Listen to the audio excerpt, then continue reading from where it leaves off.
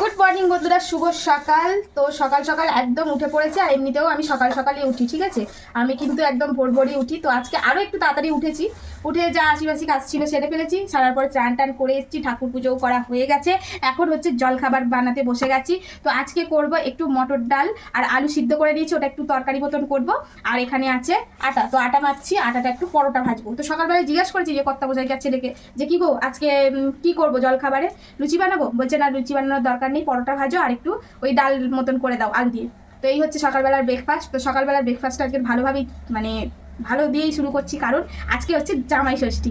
তো বন্ধুরা, কারা কারা জামাই ষষ্ঠী যাচ্ছ গো, নাকি অনেকেই পৌঁছে গেছো রাত্রেই? তো কারা কারা গেছো আর কারা কারা যাচ্ছ প্লিজ কমেন্টে বলো। তো অনেকেই আমাকে কমেন্টে ইনবক্সে জিজ্ঞেস করছো যে দিদি ভাই তুমি কি জামাই ষষ্ঠী যাও না? তো আমার মানে সত্যি আমার অনেক ভালো ভালো বন্ধু আছে, তারা জিজ্ঞেস করে সমস্ত ব্যাপারই। তো তাদের উদ্দেশ্যে আমাকে তো বলতেই হবে কিছু।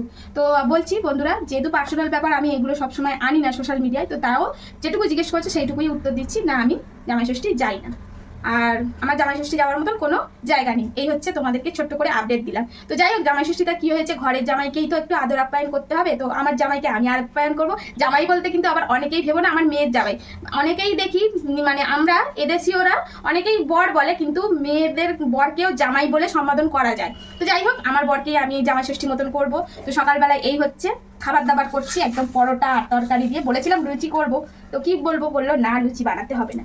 আর দুপুরের তো জলখাবারটাও একটু মানে দুপুরের বলছি, সকালে জলখাবারটা তো হয়েই গেল, আর দুপুরবেলা লাঞ্চটা কি করব সেটাও ভাবছি। তো কর্তামশাইকে বলছিলাম যে আজকে অনেকটা সহজ সঙ্গে উঠেছে, একটু গল্পও করলাম ভোর ভোর, যে আজকে সকালে তো এই জলখাবার হচ্ছে, দুপুরবেলা কি খাবার দাবার বানাবো।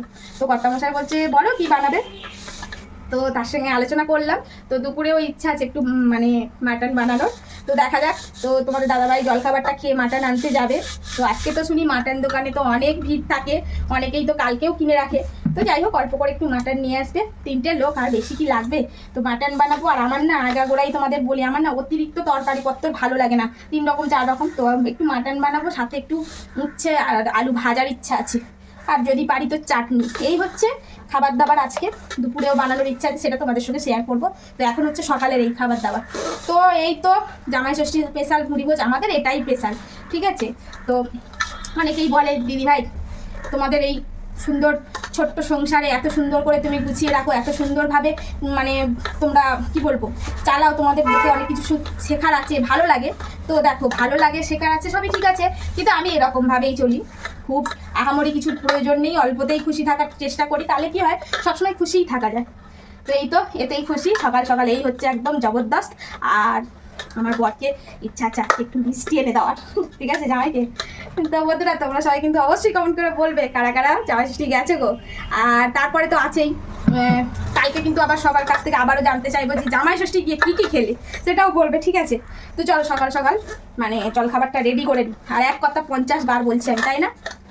কি আর করবো। তো যাই হোক, তোমাদের সঙ্গে একটু গল্প করি, ভালোও লাগে।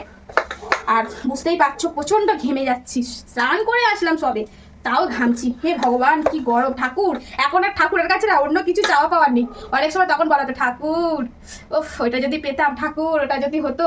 এখন ঠাকুরের কাছে কিচ্ছু চাওয়ার নেই, খালি মনে হচ্ছে ঠাকুর একটু যদি বৃষ্টি দাও, ঠাকুর একটু অন্তত বৃষ্টি দাও। সত্যি এটা কিন্তু এখন সকাল সন্ধ্যে সবার প্রার্থনা।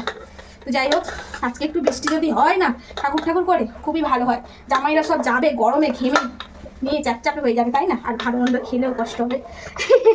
তো এই তো চলো বন্ধুরা, সকাল সকাল টিফিনটা বানাই, আবার আসছি টিফিনটা বানিয়ে তোমাদের সামনে।